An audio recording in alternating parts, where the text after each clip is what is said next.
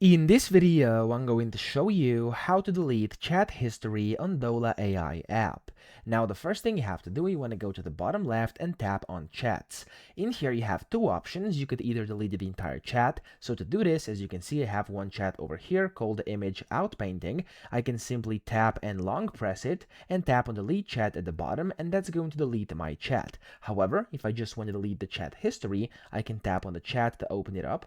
And then in here, you can see like all the different conversations. I'm gonna go with this first chat, for example, because it has more history.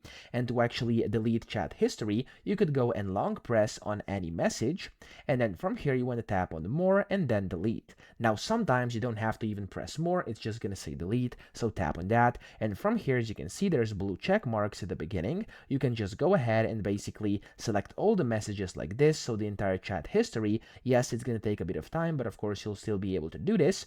And then whenever you select all the history, you can just go ahead and tap on delete at the bottom and then delete again, and that's going to just delete your chat history without actually deleting your entire chat. So that's how to do this. I hope this video helped you out. If it did, please subscribe to the channel and help me out as well.